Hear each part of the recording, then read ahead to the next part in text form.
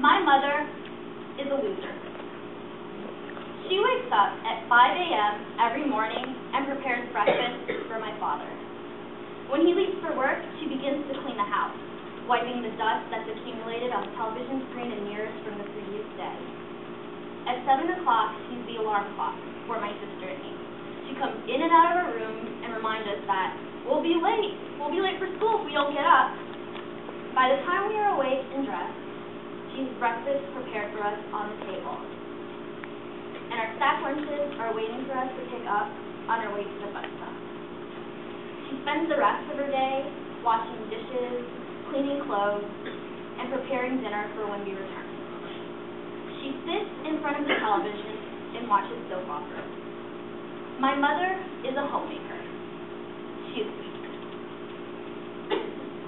Wrong.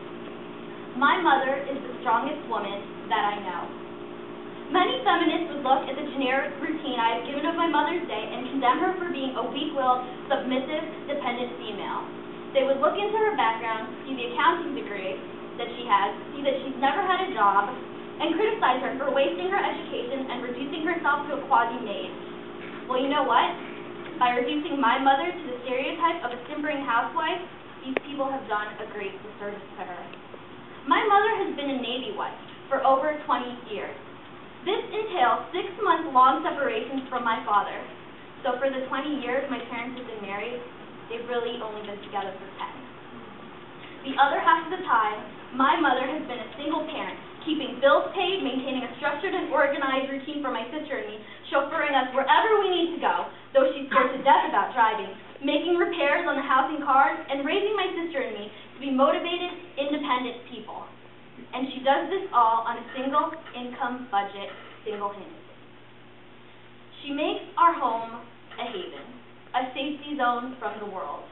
But she also challenges my sister and me to make the most of the opportunities we have. And personally, she fills me with the security that she'll always be there for me when I need her. She is my emotional anchor.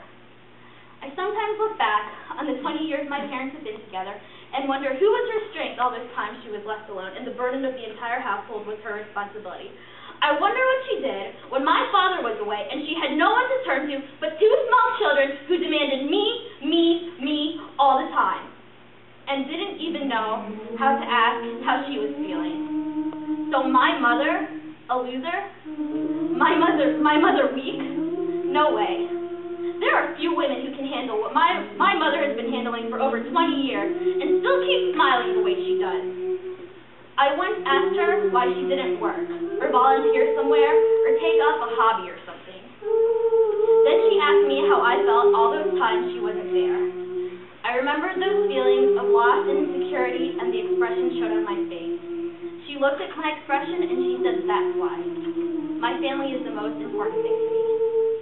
My mother is a homemaker. She married my father in 1970 and she chose that career. And she's damn good at it.